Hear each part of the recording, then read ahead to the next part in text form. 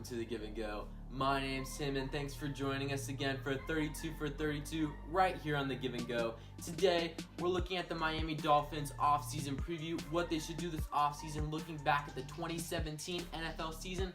Before we do anything, as always, go ahead, follow us at Instagram at the Give and Go, subscribe to this channel, share it with your friends, like the video, and comment below. We greatly appreciate it. So let's get into the Miami Dolphins and their 2018 NFL offseason. So the 2017 NFL season, it went unexpectedly bad.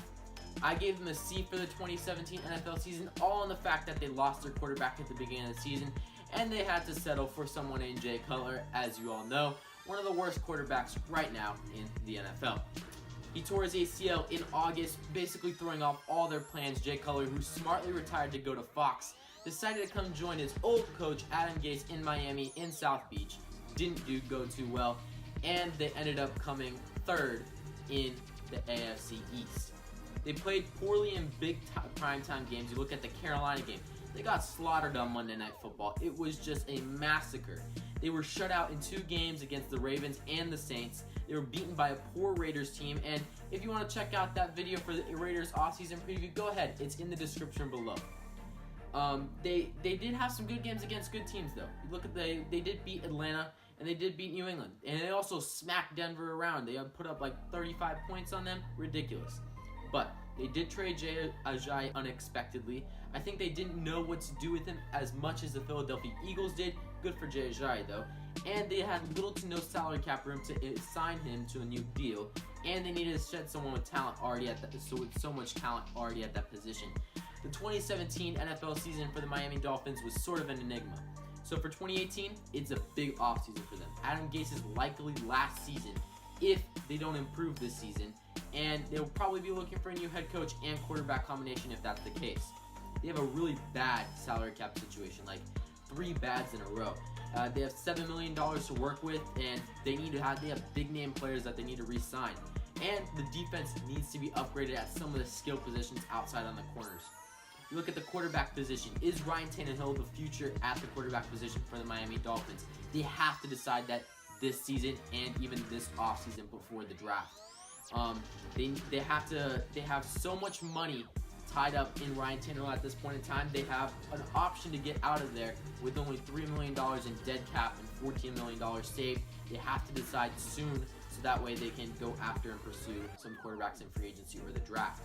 And if they do decide to draft a backup and keep someone like a Ryan Tannehill, they have to draft one in the 2nd or 3rd round, not a 1st round quarterback. You're looking at someone like a Lamar Jackson, a Mason Rudolph, or a Luke Falk, someone that can develop behind Ryan Tannehill under the guidance of Adam Gase and help lead that team in the future.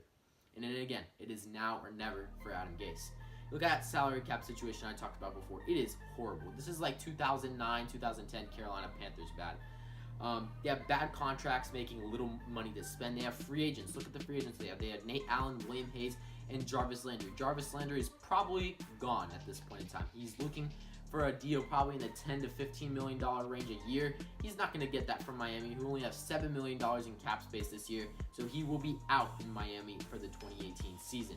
They only have 3 big deals off the books in the next couple of years, and they have rest long-term deals tied up. You look at Ndamukong Suh. He takes like $26 million in cap space.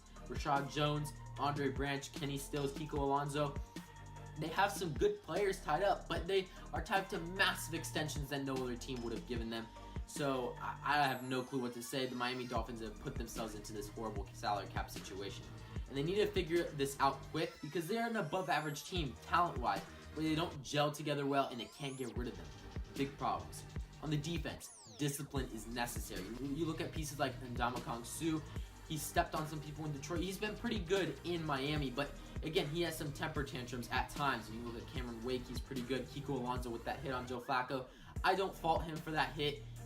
Joe Flacco went low, so did Kiko Alonso, and that's what happens. They have good pieces at every level on that defense. So you look at Ndamukong Suh, Cameron Wake, Andre Branch, and Charles Harris on the defensive line. You look at Kiko Alonso and Lawrence Timmons on the linebacking court, and you have Rashad Jones and TJ McDonald in the secondary. They do need some corners on the outside, someone to pair with Tony Lippett and to help develop that team into the future.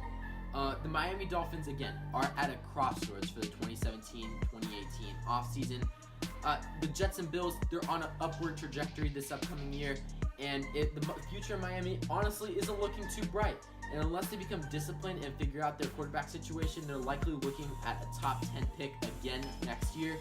It is a dire situation in Miami, and this is probably one of the most ominous outlooks I give for a team that was picking outside the top 10 in 2017.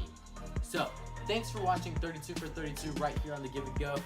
We'll come back tomorrow as we look at the Cincinnati Bengals, what they have to do for the 2018 NFL offseason, and looking at the Marvin Lewis situation as well. Thank you, and have a great rest of your day.